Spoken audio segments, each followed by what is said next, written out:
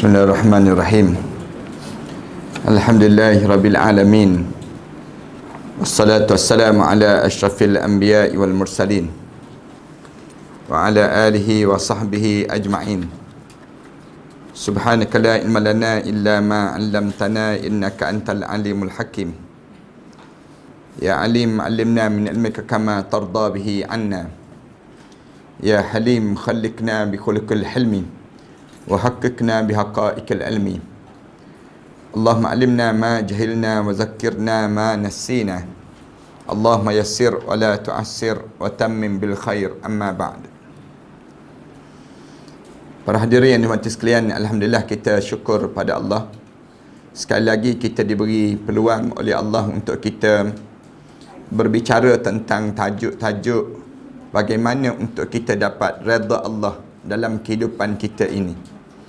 Redha Allah ini di antara salah satu caranya ialah tajuk yang kita sebut pada pagi ini. Setiap amalan yang kita buat ini, kita mesti nampak nilai akhirat daripada nilai dunia. Yang kita buat ni, setiap benda yang kita lakukan, pastikan diri kita rasa bernilai untuk di akhirat. Jangan kita nampak bernilai untuk dunia. Kerana ramai di kalangan kita, dia buat satu perkara dalam hidupnya, dia nampak kepada untuk keuntungan dunia. Nak kepada pujian. Dalam hidup kita nak kepada sanjungan. Kita nak kepada yang disebut dengan orang letakkan satu perkara kemuliaan pada kita. Diletakkan demikian.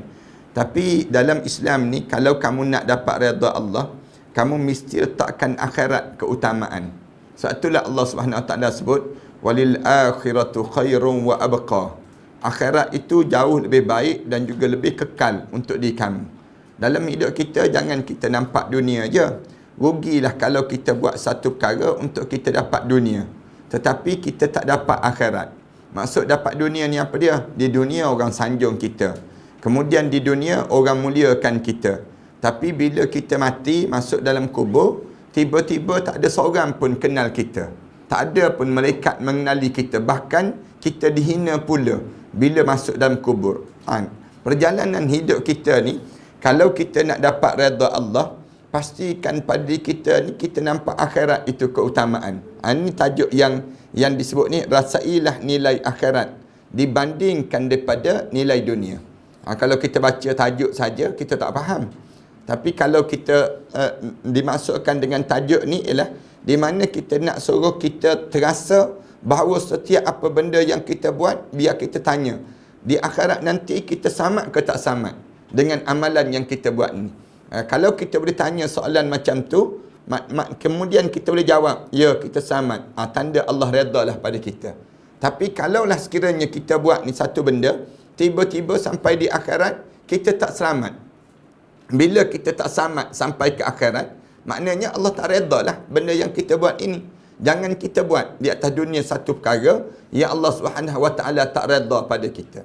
Ini tajuk yang kita nak bincangkan pada pagi ini.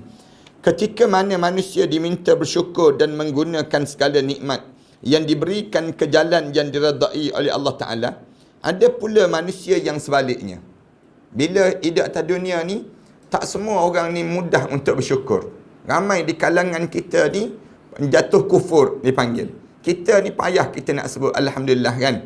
Dan ana biasa sebut demikian. Ramai di kalangan kita sebut nasib baik. Nasib baik tak kena saman lagi. Nasib baik tak kena marah. Nasib baik tak kena. Kita banyak sebut nasib baik. Kita jarang kita nak sebut alhamdulillah. Ramai di kalangan kita ni nak sebut alhamdulillah ni payah pada diri kitanya. Sukar untuk kita nak sebut demikian. Kerana apa dia? Kerana kitanya sibuk dengan mencari redha manusia. Kita tak sibuk cari redha Allah. Yang tu yang jadi macam tu. Ya, ada manusia yang telah diberi nikmat, digunakan nikmat itu sebagai senjata untuk melawan Allah pula. Ada di kalangan umat manusia ni, Allah bagi nikmat, tiba-tiba nikmat-nikmat ini dia lawan Allah pula. Allah bagi nikmat kesenangan, misal contohnya. Tapi dia sendiri tak semayang walaupun dia senang. Ada orang yang Allah bagi nikmat dia cantik. Allah jadikan badan dia, tubuh badan dia, rupa parah dia cantik. Tapi diguna kecantikan tadi untuk lawan Allah balik. Buka aurat, dia panggil demikian. Ada orang yang jenis demikian. Ada orang yang Allah bagi pada dia kaya, rezeki yang banyak, bagi. Tapi dia gunakan kekayaan dia untuk lawan Allah balik. Tak keluar zakat. Kemudian dia dalam keadaan yang dia sendiri tak pernah nak infak, nak derma. Ini dipanggil orang yang diberi nikmat, tiba-tiba melawan Allah balik. Yang telah mengurniakan nikmat itu kepadanya. Lihatlah akan sejarah dahulu. Kalau kita perhati pada sejarah yang terdahulu, dan lihatlah akan dunia sekarang ini. Begitulah manusia. Manusia zaman dahulu dengan zaman sekarang sama je. Sama je perangai. Bila dia susah, dia cari Allah. Bila dia senang, dia lawan Allah. Ini tabiat yang ada di kalangan setengah umat manusia. Islam dia ajar bukan begitu hidup kita ni. Jangan kita waktu mana kita susah, kita cari Allah. Orang kita ni, dia susah cari Allah. Tapi waktu mana dia senang je, dia mula lupa segala perintah Allah. Waktu mana dia susah tak dapat projek itu, projek ni. Rajin semayang hajat. Dah dapat projek tersebut, dia dah mula dah pergi karaoke. Dah mula dah berjudi. Dah mula dah buat benda-benda yang dilarang oleh Allah. Ini nak sebutnya, bila dia dapat demikian. Ini sejarah ni bukan zaman kita je. Zaman dahulu pun begitu. Yang terjadi. Telah dan masih ada manusia yang berperwatakan begini. Sama je tindakan. Mereka diberi nikmat yang hebat dan besar, tetapi tidak digunakan ke arah kebenaran. Patutnya kita ni diberi nikmat. Nikmat ni kita guna untuk apa dia? Untuk taat ada perintah Allah lah. Pada diri kita. Nikmat apa dia? Nikmat rezeki yang banyak. Patutnya bila rezeki-rezeki yang Allah bagi ni, kita gunakan untuk kerja Islam. Buat sekolah-sekolah agama, misal contohnya. Buat yang disebut dengan rumah-rumah orang miskin. Buat yang namakan dengan apa dia? Bantu salurkan pada orang-orang yang susah harta benda yang Allah bagi melalui kita ini sendiri. Tapi ada kita nak fikir demikian. Kadang-kadang adik-beradik kita yang susah tu pun kita tak bantu. Kadang-kadang anak saudara kita yang susah tu pun kita tak boleh bantu. Punca apa dia? Punca kita ego. Letak diri kita je. Semua ni rezeki aku, bukan rezeki dia. Kita jadi rasa demikian. Akhirnya kita biarkan mereka dalam keadaan kesukaran. Punca apa dia? Punca kita tak nampak. Nikmat ini sepatutnya kita guna untuk kebenaran. Kebenaran ni maksudnya apa dia? Untuk jalan agama. Namun mereka menyalahgunakan dengan menentang yang Maha Pencipta. Tapi ada yang dapat kedudukan, dapat yang disebut dengan harta, dapat yang semua yang didapat ni, dia lawan Allah balik. Lawan Allah balik ni ramai di kalangan kita jadi demikian. Fir'aun sebagai contoh. Dalam sejarah yang terdahulu, Fir'aun. Allah bagi pada dia bagaimana dia telah dikurniakan nikmat yang hebat. Fir'aun kan, Nabi biasa sebut kan, Fir'aun ni Allah bagi nikmat dia tak pernah rasa sakit. Tak pernah dalam hidup rasa sakit. Menguap pun tak pernah. Menguap pun tak pernah dalam hidup dia. Kita ni sikit-sikit lagi menguap lah ni. Kita ni. Yang Fir'aun ni tak pernah menguap dalam hidup dia. Dalam hidup Fir'aun tak pernah menguap ni, lawan Allah terus. Lawan Allah terus. Tapi kita pula jangan pula tak menguap. Orang tanya kenapa tak menguap? Lawan Fir'aun sekali Ustaz. Nak lawan Fir'aun dia ni. Mempunyai kerajaan dan mempunyai pengikut yang ramai. Fir'aun mempunyai kerajaan, mempunyai pengikut yang ramai. Sedangkan semua itu adalah pemberiannya. Para hadirin sekalian tengok kan, kuasa-kuasa ni Allah yang bagi. Allah yang kurniakan. Kita jangan ingat dalam hidup kita ni kerana kita yang menyebabkan dapat kuasa. Kuasa yang ada ni pemberian daripada Allah. Sebab tu Allah Subhanahu Wa Taala sebut tu'til mulka man tasha wa tanzi'ul mulka mimman tasha. Allah yang bagi kuasa kepada seseorang dan Allah tarik kuasa yang ada pada seseorang. Sekejap je kan. Dulu Datuk Seri Najib misal contohnya. Datuk Seri Najib kan yang jadi Perdana Menteri. Waktu mana nak sebut lama sangat je kot dia panggil. Nak sebutnya dia jadi Perdana Menteri. Sebelum daripada itu Tun Abdullah Badawi. Sebelum daripada itu nak sebutnya ada dah orang-orang yang jadi Perdana Menteri. Kejap je dalam hidup ni Allah tukar silih ganti. Jangan tak terfikir dalam hidup kita ni Tun Dr. Mahathir nak jadi Perdana Menteri balik. Ni nak sebutnya gambaran bagaimana Allah kurniakan pada seorang. Datuk Seri Anwar Ibrahim lama dah nak jadi Perdana Menteri, tak jadi-jadi lagi dia bagi. Nak sebutnya gambaran dia nak nampak, dia nak atau nampak sangat. Ni berharap lagi nak jadi Perdana Menteri. Tak tahu jadi ke tak jadi ni. Nak gambarkan tentang siapa yang bagi ni? Allah. Tun Abdullah Badawi, kalau kita fikir, dia tu tak ada gaya lah nak jadi Perdana Menteri. Tak ada gaya nak jadi Perdana Menteri. Tiba-tiba jadi Perdana Menteri. Ini contoh yang nak sebutnya kuasa ni siapa yang bagi? Allah. Allah. Ada orang nak jadi Perdana Menteri tak dapat. Ada orang yang tak terfikir pun dia nak jadi Perdana Menteri, jadi Perdana Menteri.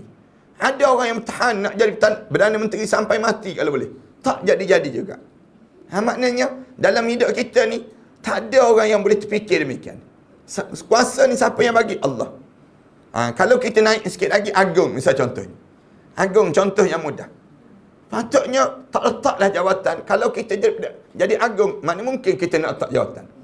Tunggu habislah, senang kita. Patutnya kita demikian. Tapi Allah lah yang menggerakkan, dan Allah lah yang membuka hati, dan Allah lah yang menutup hati seseorang. Ni tengah-tengah ada kekosongan ni, jawatan Agung, doa lah.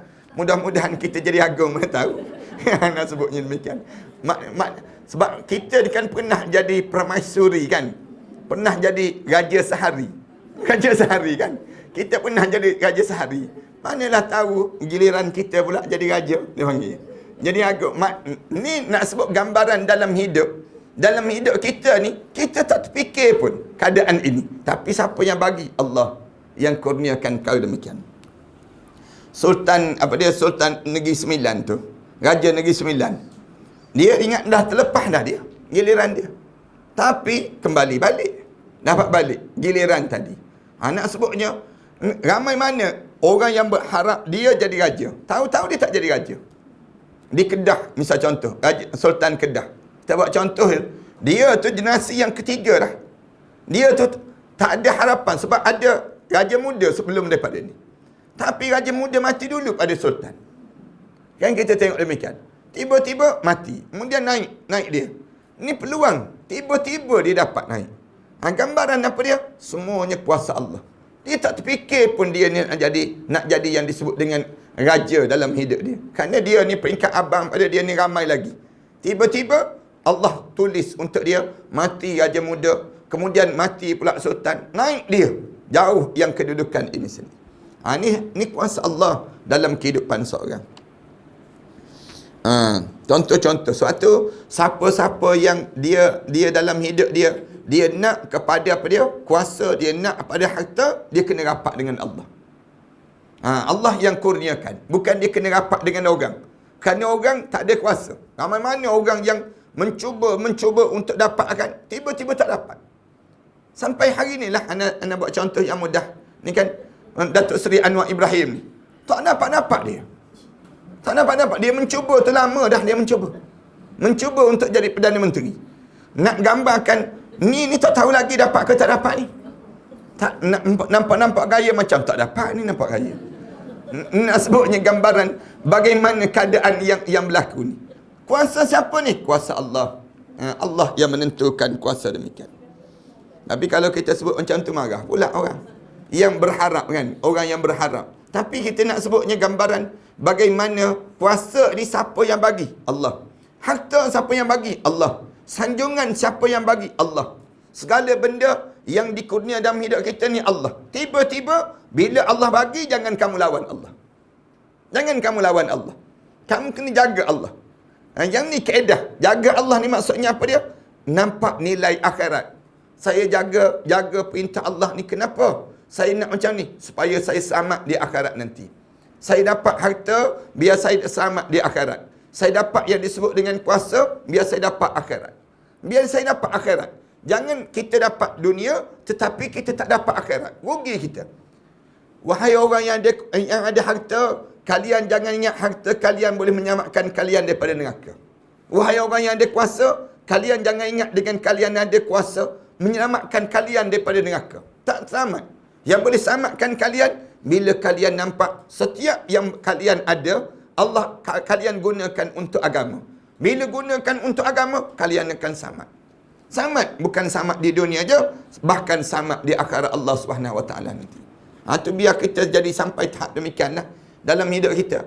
Walaupun kita tak dapat kuasa, katakanlah kita ni tak ada gaya nak jadi Perdana Menteri, tak ada gaya. Nak jadi apa dia? Nak jadi Permaisuri Agung lagi tak berjaya dah kita. Dipanggil demikian. Dalam hidup kita ni nak jadi yang lain tu tak ada gaya dah kita. Tapi biarlah kita ni dalam hidup kita ni jadi apa dia? Orang yang berjaya di akhirat nanti. Jangan sampai peringkat kita ni di dunia bukan main lagi orang kenal kita. Di dunia bukan main lagi dapat sanjungan di dunia. Tapi bila sampai di akhirat, kita terkebir-kebir, tak ada siapa pun yang nak tolong dan bantu kita waktu mana kita berada di padang mahsyar Allah SWT nanti. Contoh sampai dia Firaun. Sedangkan semua itu adalah pemberian Allah. Firaun Allah bagi segala-galanya. Bukan milik dia segala-gala, tapi Allah yang kurniakan. Namun apabila diajak agar mengesahkan Allah, dia dengan angkuh menolak. Firaun ni demikian.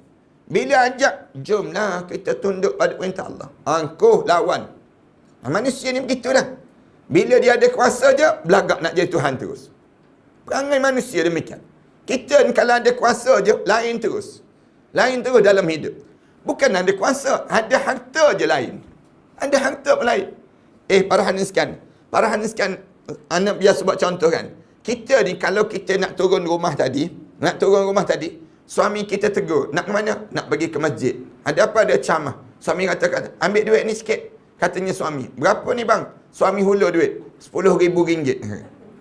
RM10,000. Suami kata, jangan balik ya, selagi mana tak habis duit ni. Katanya suami, agak-agak datang tak dengar kuliah ni. Saya rasa tak datang dah, rugi datang dengan kuliah. Jumpa tabung derma pula dia sebut.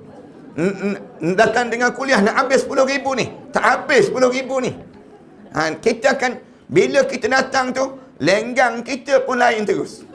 Jalan kita tu macam melayang je tak benar. Nak kerana RM10,000 ni mesti dihabiskan hari ni sebelum pulang ke rumah. Anak sebutnya lain terus. Manusia ni begitu. Padahal kalau kita fikir RM10,000, kita ambil duit RM10,000 ni, kita datang dengan kuliah, masuk dalam tabung macam tu. Masuk dalam tabung. Tak ada seorang pun tahu. Kita buka pelan-pelan, pop masuk. Masuk tu dalam tabung. Bila AJK mula kira lepas pada kuliah nanti kan, pensan AJK. Siapalah yang datang tak pernah sebegini, misal contohnya dalam hidup dia, tiba-tiba dapat sedemikian rupa. Ini nak sebutnya contoh pada diri kita. Bila kita boleh buat macam tu, kita buat kerana apa dia? Aku ambil balik di akhirat nanti RM10,000 ni. Ini kita nampak demikian dalam hidup kita ni. Tapi boleh kita nampak begitu? Tak nampak dah. Tak nampak dah. Dengan RM10,000 tadi, mustahil lah kita nak masuk itu. Mustahil lah. Nanti kucing bertanduk lah dalam kita ni. Nak jadi sampai tahap demikian dalam hidup kita. Kenapa? Manusia ni senang untuk lupa diri terhadap akhirat Allah. Kita ni senang nak jadi lupa diri, nak dapat akhirat Allah pada diri kita. Bahkan lebih teruk, dia berani mengaku bahawa dia adalah Tuhan. Firaun dia jadi demikian. Sampai kemuncak dia mengaku dia jadi Tuhan. Waktu mana dia mengakui Tuhan tu, terkejut iblis kan. Terkejut iblis tu. Mengucap panjang iblis senang kita. Ada juga makhluk manusia pergi mengakui Tuhan.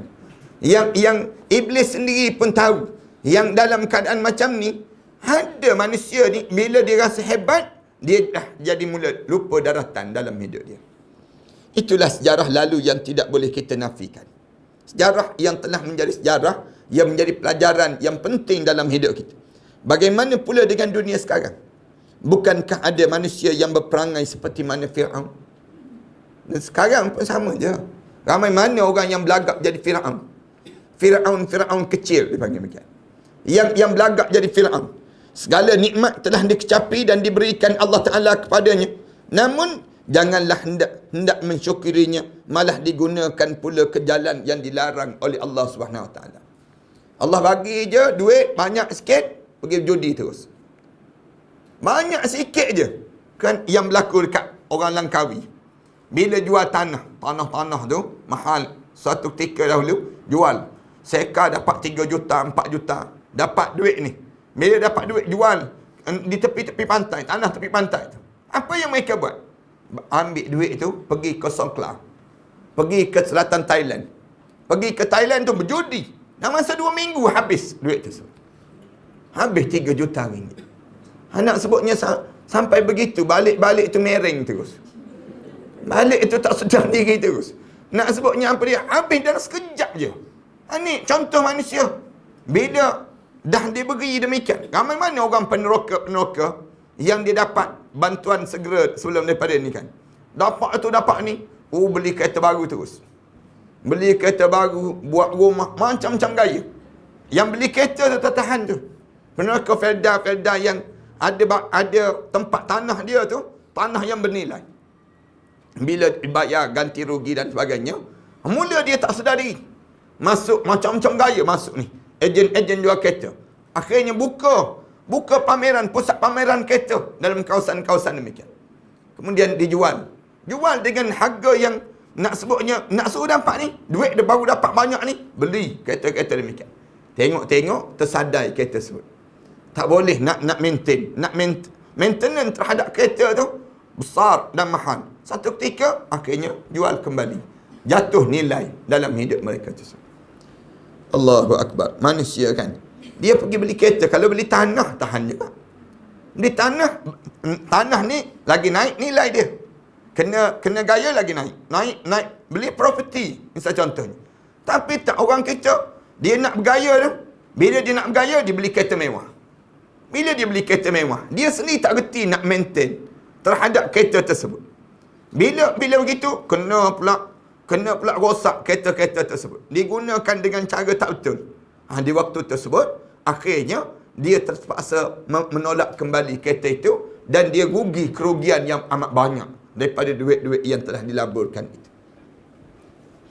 Payahlah kita ketika berada dalam dunia moden sekarang ni.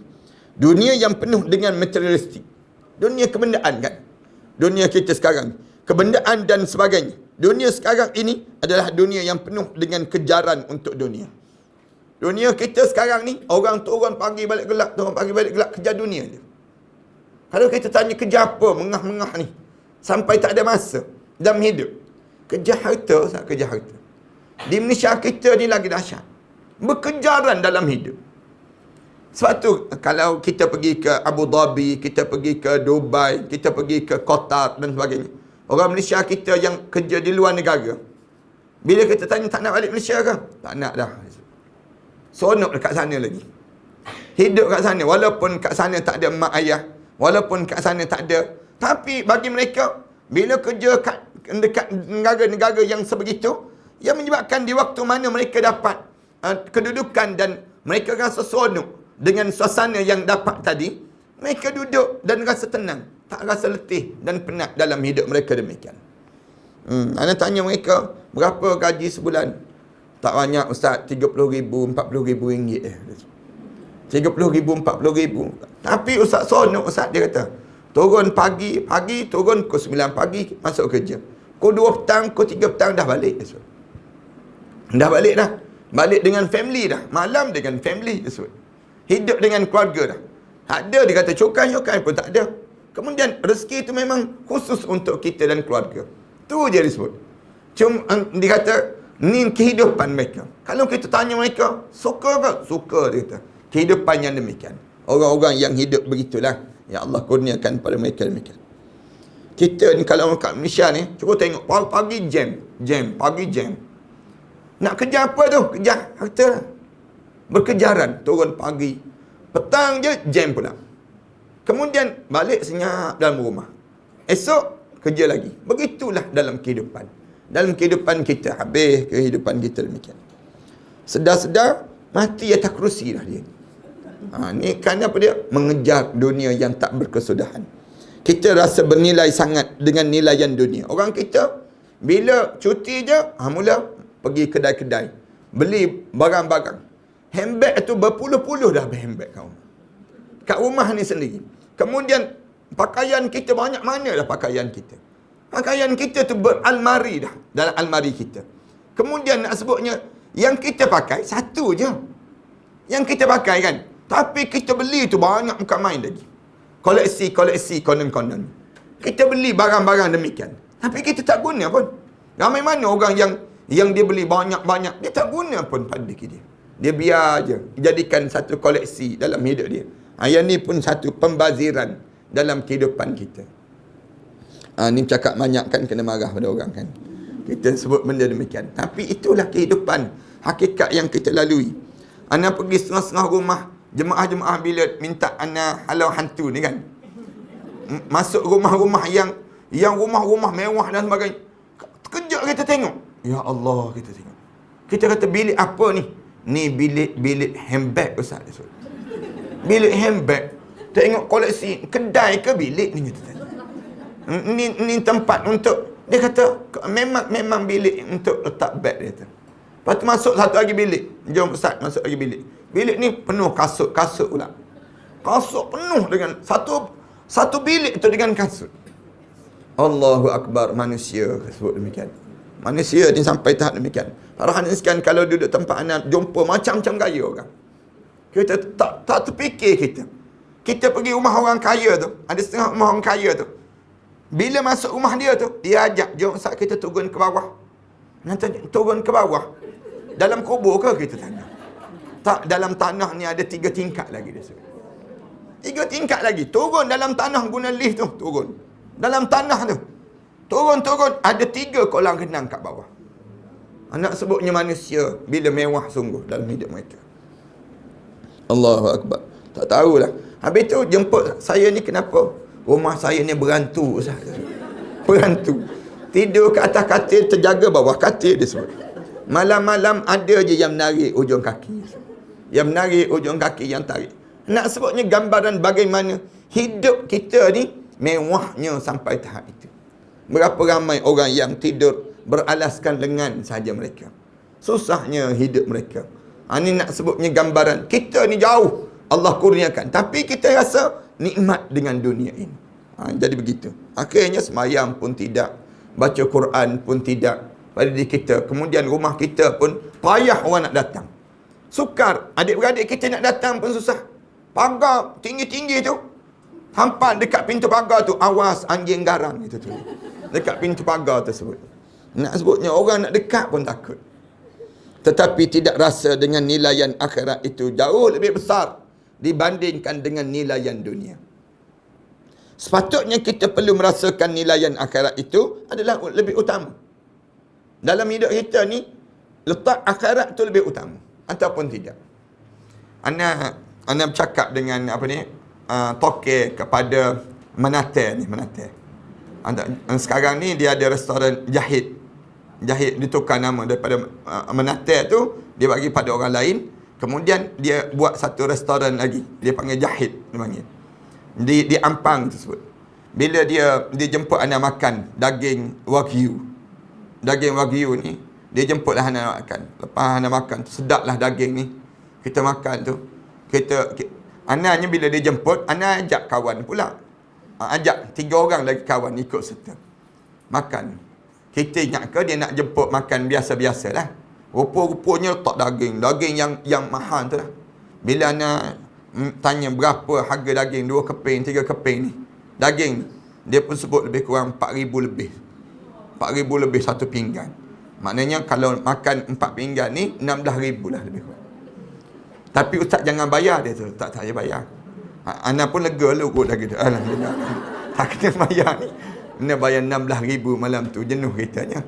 Tapi anak nak sebutnya pada jemaah sekaliannya, bila anak tanya pada dia tersebut, dia ceritalah, dia kata dulu dia jemput Allah yarham Tok Guni Abdul Aziz Nikmat.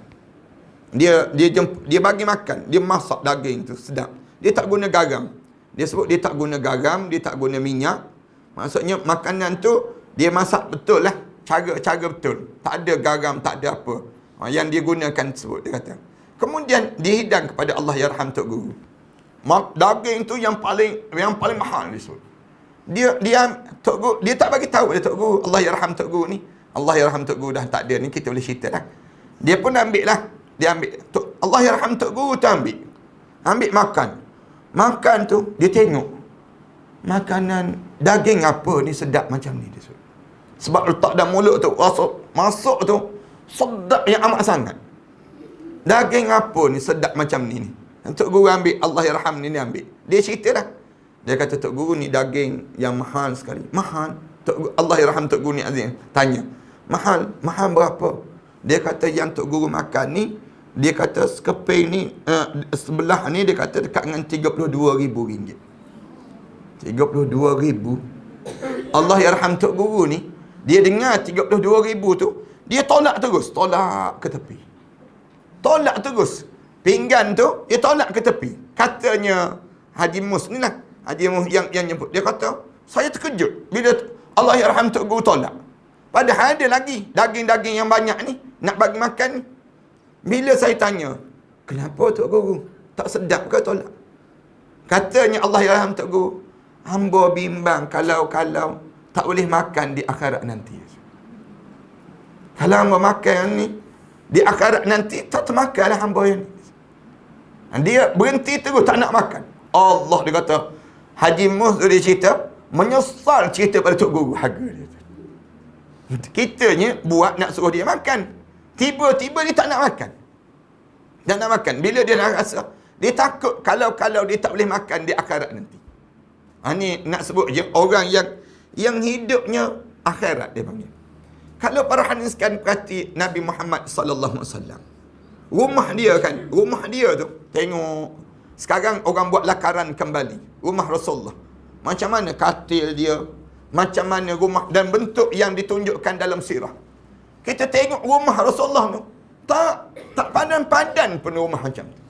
Sampai Rasulullah bangun tu, Sayyidina Aisyah radhiyallahu anha kata, nampak berbirat di belakang Rasulullah. Nampak berbekas. Tidur tu maknanya tilam Rasulullah tu dilapik dua tiga lapik kain saja. Satu malam Rasulullah jadi lewat untuk bangun tahajud. Rasulullah tanya terus, apa yang berlaku ni? Katanya isteri lapik dua tiga lapis ya Rasulullah. Allah kata Rasulullah, lenalah sikit. Lain kali satu lapis je cukup. Satu lapis je cukup. Kalau kita bayang kita dengan Rasulullah kan, malu kita dengan Rasulullah. Malu kita dengan Rasulullah. Jauhnya kita dengan Rasulullah. Kita ni cuba tengok tilam kita berapa lapis. Tilam kita tu macam-macam jenama dia. Jenama Dreamland. Jenama apa dia? Yang macam-macam gaya. Yang kita tak terfikir. Kalau kita tak tengok katil tu, tilam tu, berapa harga tilam ni? 30,000, 22,000 tilam. Tilam saja. Tilam saja yang semahal itu. Untuk apa dia? Kononnya untuk membetulkan tulang belakang. Kononnya untuk kita nak suruh rasa selesa tidur. Ini nak sebut macam mana kita nak dibandingkan kita dengan Rasulullah sallallahu alaihi wasallam. Jauhnya kita. Tu orang-orang alim kan. Dia fikir nak suruh, dia tolak ke mewah? Tak, dia tak tolak mewah. Dia gunakan yang mewah tadi untuk taat pada perintah Allah. Anda buat contoh Rasulullah. Tak ada ke kenderaan mewah. Rasulullah ada kuda yang paling mahal. Tunggangan yang paling mahal. Untuk apa? Untuk berdakwah. Untuk Rasulullah selesa dalam berdakwah. Rasulullah tu, kuda yang termahal di kalangan. Kalau kita tengok orang-orang alim, Allah yarham Tuan Guru Datuk Dr. Haruddin kan, kita tengok kenderaan dia tu, kita tengok Range Rover. Siapa yang bagi tu? Cina bukan Islam.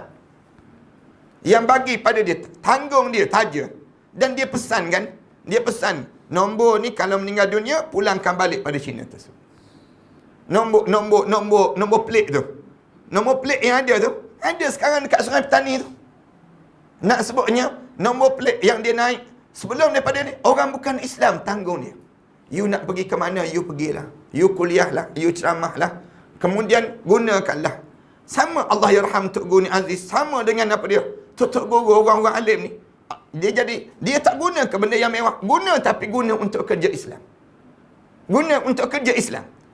Kita guna untuk apa? Kita guna untuk nak menunjuk-nunjuk. Itu beza kita. Kita beli handbag jenama Bijan tu misal contoh kan. Jenama Bijan yang kita pakai. Untuk apa? Untuk pergi kenduri kahwin lah. Untuk apa dia? Untuk nak menunjuk-nunjuk kan. Kita buat contoh yang mudah. Bukan Islam larang kita guna. Tak. Tapi Islam nak suruh kita guna untuk akhirat. Gunalah handbag yang mahal. Tak apa. Tapi letak duit-duit. Senang untuk kita nak impak. Jangan handbag kita mahal, duit dalam tu tak ada. Buat malu kita je dipanggil. Buat malu kita di hadapan Allah nanti. Kenapa? Kerana kita ni, bila kita guna yang mewah-mewah, yang mewah-mewah, tapi akhirnya kita tak dapat untuk akhirat. Itu yang menyesat pada diri kita. Macam tadi, makan tadi. Kalau nak kira makan, boleh sangat makan. Tapi kenapa dia tak makan? Takut nanti kalau makan yang ni, orang miskin dakwa. Oh, dia makan sedap-sedap. Tapi yang orang miskin ni sendiri, kami sendiri susahnya nak makan. Macam mana kita di akhirat nanti? Yang ni yang kita kena pandai imbang. Bukan Islam tolak yang berkualiti, yang dia sebut dengan harga yang mahal dan sebagainya. Tapi Islam nak suruh kita ni pandai imbang. Guna benda tersebut untuk akhirat. Islam larang ke rumah besar? Tak, Islam tak larang. Tapi rumah besarlah rumah. Tapi panggillah orang-orang miskin, panggil adik-beradik kita, panggil keluarga kita untuk memeriahkan dan meraihkan rumah kita ini. Ramai mana orang yang rumah besar, tiba-tiba sunyi je rumah dia. Kosong dan hambar je. Untuk apa rumah demikian? Penuh dengan hantu raya je rumah dia. Yang ni yang rugi. Sebab tu kita nak suruh, gunalah untuk yang ada di dunia ni untuk kegunaan kita di akhirat nanti. Kita boleh dapat balik di akhirat nanti. Yang ni kena pandai olah. Sepanjang kita hidup di atas dunia ni, kena pandai kita susun. Kalau Allah bagi nikmat pada kita, susun untuk dapat akhirat. Jangan kita jadi macam yang telah terjadi sebelum daripada ni. Orang-orang yang tak pandai dalam menikmati nikmat-nikmat dunia untuk diubah menjadi kepada nilaian akhirat Allah Subhanahu Wa Taala. Tidaklah ana bermaksud lepas pada ni pakak-pakak jual semua handbag. Beli Ajinomoto je lepas pada ni. Tak, kita bukan demikian. Ana nak suruh jemaah yang ada guna manfaat untuk kerja Islam. Manfaat untuk kerja Islam ni penting dalam hidup kita. Biar nampak orang Islam ni hebat. Orang Islam ni dia berkualiti dalam setiap benda yang dilakukan. Yang ni kehebatan umat Islam. Sepatutnya kita perlu merasai nilaian akhirat itu adalah lebih utama. Ingatlah bahawa bagaimana hebat pun kita tinggal di dunia, satu hari kelak kita akan meninggalkan dunia ini. Seronok macam mana pun, hebat macam mana pun dunia ni, kita akan tinggal. Kita akan pulang ke negeri yang abadi, iaitu disebut sebagai negeri akhirat. Di akhirat, kita akan kekal selama-lamanya. Senang di dunia, belum tentu kita akan senang di akhirat. Walaupun kita senang di dunia, belum tentu lagi senang di akhirat. Susah di dunia, belum tentu kita tidak senang di akhirat kelak. Bila kita susah pun di dunia ni, jangan kita ingat susah aku di dunia, akhirat nanti susah juga ke aku ni. Tak. Orang yang susah di dunia ini dalam mentaati perintah Allah. Susah kan kita ni, nak taat pada perintah Allah ni. Tak mudah kita. Kita nak datang kuliah, payah. Kita nak dengar kuliah, payah. Kita nak buat benda yang disuruh oleh Allah ni, semua susah-susah kita buat. Dalam susah kita ni, kita harap senanglah kita di akhirat nanti. Bangun tahajud senang ke susah? Susah. Ramai mana bangun tahajud tu, termenung je dia. Nak masuk bilik air tu, langgar tiang-tiang, langgar dinding-dinding je. Nak masuk bilik air. Jumpa bilik air tu, bersila pula dalam bilik air. Nak sebutnya susahnya. Nak tahajud ke tahajud ni dia sebut. Dia istikharah dulu dalam bilik air. Sebelum istikharah kat luar dia panggil. Nak gambarkan betapa susahnya. Tapi susahlah kita di dunia, yang menyebabkan bila kita susah di dunia ini, dalam keadaan sebegini, taat perintah Allah, kita akan senang di akhirat nanti. Itu yang kita letak dalam diri kita. Jangan kita mengeluh dalam setiap pemberian yang Allah bagi. Allah bagi apa saja pun, Alhamdulillah, Alhamdulillah, Alhamdulillah kita ni. Alhamdulillah manjang. Dalam hidup kita, anda sebut pada pengajian yang sudah kan, belajar untuk kita ni jadi orang yang sentiasa bersyukur. Alhamdulillah, Alhamdulillah dalam hidup. Tengok muka suami kita, Alhamdulillah kahwin juga aku dengan orang tua ni. Alhamdulillah dia panggil. Tengok muka anak-anak kita, Alhamdulillah ada anak-anak. Ada anak-anak.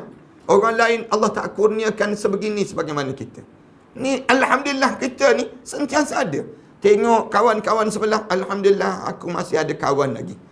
Yang orang lain tak ada kawan-kawan. Orang lain jenuh, nak kawan pun tak reti. Kita ni Alhamdulillah ada sahabat-sahabat. Yang sahabat-sahabat ni lah yang akan sembahyang jenazah kita. Sahabat-sahabat ni lah yang akan usung jenazah kita. Sahabat-sahabat ni lah yang akan mendoakan kita waktu mana kita menghadap depan Allah nanti. Jangan jadi macam yang berlaku dekat Shah Alam. Ini kes yang berlaku Shah Alam. Meninggal dunia malam hari dalam rumah yang besar, mewah. Orang kaya meninggal dunia. Di Shah Alam ni, cerita ni. Meninggal lepas isyak. Tengah-tengah makan dengan anak-anak dia. Anak-anak ni, mak rebah. Rebah tu meninggal dunia. Biarkan mak terbujur kat situ. Dekat kawasan makan tu kan. Mak tu terbaring dengan baju-baju kelawar tu. Jenazah dah meninggal, mak tu rebah, jatuh meninggal dunia. Anak tak kerti nak buat apa. Telefon pada jiran-jiran sebelah. Jiran-jiran sebelah ni, dia tak pernah pun, tak tahu pun dia ni dalam, tak berkawan pun dengan orang. Datang tu tengok dengan tak urus, rambut terabai lagi ni. Dalam keadaan yang nak tidur malam, tiba-tiba sampai ajal. Kemudian anak pun tak buat apa-apa. Jiran ni yang cerita pada anak, dia kata, pergi ambilkan simut pergi. Balik mak ni, usung jenazah mak ni, pergi letak kat luar. Suruh letak di ruang tamu. Jenazah mak ni, ambil bantal. Jiran ni pula tolong ikat tangan, letak tangan. Tak reti, anak-anak tak reti nak buat. Katanya ayah dia, jangan sentuh. Nanti polis datang nak ambil gambar dan sebagainya. Nak ambil gambar ni, urus yang tu dulu. Yang menyebabkan, bila diambil saja mak dia ni, usung letak di ruang tamu. Letak susun elok-elok sikit. Lepas tu, suami pula bila tengok isteri dah meninggal dunia ni, kemarin tu, tak tahu nak buat apa, keluar rumah hisap rokok. Apa ni sekarang bayang, orang yang hidup dalam keadaan tak berinteraksi dengan orang lain. Tak ada kawan-kawan. Kan jiran-jiran tanya, tak bagi tahu pada ahli masjid ke? Nombor telefon ahli masjid berapa? Dia tanya. Masjid suruh telefon. Bagi nombor telefon masjid. Orang masjid pukul 11 malam dah. Dah nak tidur dah. Ahli masjid kata, besok je lah urus. Besok sajalah urus, katanya ahli masjid. Tinggal biar begitu. Bagi jiran yang bagi tahu pada anak ni, dia kata, kami suruh baca Quran. Bacalah Quran dekat mak tu, dekat jenazah tu. Nak baca surah apa, nak baca macam mana? Anak-anak ni, 4 orang anak. Allah sebut katanya jiran. Baca Yasin, katanya yang sebut. Baca ayat Quran. Tak boleh ke baca? Tak reti katanya. Tak reti, anak-anak tak reti. Pasanglah ayat-ayat Quran, tunggu sampai pagi esok. Pagi esok tu datang 2-3 orang je yang nak khairat kematian, nak mandikan. Siap mandi semua. Yang semayang jenazah 4-5-6 orang je, usung jenazah hantar ke kubur 2-3-4 orang tu je lah. Anak-anak tu je. Yang pergi, tak ada kawan-kawan. Hidup tak pernah bergaul dengan orang. Ada orang kita begitu hidup. Duduk dalam bandar, tempat yang paling meriah, suasana orang ramai. Tiba-tiba, dia jadi terasing daripada orang ramai. Kita ni Alhamdulillah. Biar kita ni, bila kita meninggal dunia, semua kawan-kawan kita ni, baca doa untuk diri kita. Itu yang penting pada diri kita. Baca doa. Paling-paling tidak, orang yang pertama kita nak bagi tahu. Bila meninggal dunia saja kita sebut. Kalau mama meninggal dunia, Abi meninggal dunia, bagi tahu pada siapa? Bagi tahu pada ustaz terlebih dahulu. Ustaz-ustaz dan ustazah-ustazah yang mama tumpang ilmu dengan mereka. Biar mereka baca doa untuk kita. Ini benda yang kita sebut pada keluarga kita. Ini cara kita. Kita dah siap dah SOP. Kita tak ada nikmat-nikmat itu. Sayang di kalangan kita yang kita tak rasa nikmat yang sedemikian rupa. Kemudian saya cerita, saya pernah pergi ke Pulau Mabul, Sabah. Saya tengok kehidupan masyarakat di sana sangat tenang. Kehidupan yang tiada kemudahan elektrik di siang hari. Pulau Mabul ni, kalau parahan sekian ada peluang, pergilah. Sayanglah kalau kita duduk kat Malaysia, kita tak berjalan dekat. Pergilah jalan di kita pun sekarang ni kemudahan kan banyak kan sekarang. Pergi ke Pulau Mabul, tengok cantik sangat kawasan. Allah jadikan tempat yang demikian. Bayangkan pada siang hari tiada elektrik dengan cuaca yang panas dan terik. Tapi saya tengok penduduk dia memiliki tubuh badan yang sihat. Jarang ada yang perut gempal dan sebagainya. Nak sebutnya di kawasan tersebut. Penduduk Islam ni yang duduk di pulau tersebut. Cantik kawasan. Maknanya mereka hadapi kehidupan yang tenang. Orang-orang macam ni, elektrik tak ada, TV tak ada, apa pun tak ada. Tapi tenang je hidup. Dalam sujud pada Allah Subhanahu Wa Taala. Hidup kelapangan pada mereka. Dan lapang. Allah Subhanahu wa taala kurniakan kehidupan yang sederhana, tetapi mereka diberi nikmat yang tidak terhingga. Hidup dia biasa aja, mancing ikan, dapatkan ikan di lautan, ikan pula cantik-cantik. Waktu mana sampai tu, duduk atas pelantar tu, duduk atas yang disebut jantas tu, nampak ikan pari, ikan kembung, ikan selai kuning ni. Tengok, nampak tu. Oh, cantik je kawasan. Kawasan yang indah ini sendiri. Mereka hidup walaupun barang kelengkapan, walaupun kurang kelengkapan, tetapi mereka hadapi dengan baik. Kesan daripada itu, mereka jarang menghadapi penyakit yang kronik yang berpunca daripada bahan-bahan kimia yang biasa kita temui ini. Itulah kelebihan yang dia berikan kepada mereka ini sendiri. InsyaAllah kita sambung pada akan datang nanti. Dalam cerita tentang ni mengasailah suasana akhirat dibandingkan dengan dunia ini. Wassallallahu ala Muhammad wa ala alihi wa sahbihi wasallam. Walhamdulillahi rabbil alamin. Bismillahirrahmanirrahim. Alhamdulillahi rabbil alamin. Wassalatu wassalamu ala rasul amin wa ala alihi wa sahbihi ajma'in. Rabbana iftah bainana wa baina qaumina bil haqq wa anta khairul fatihin. Rabbana zalamna anfusana wa illam taghfir lana wa tarhamna lanakuna minal khasirin. Rabbana atina fid dunya hasanah fil akhirati hasanah wa qina adzaban nar. Alhamdulillahi rabbil alamin.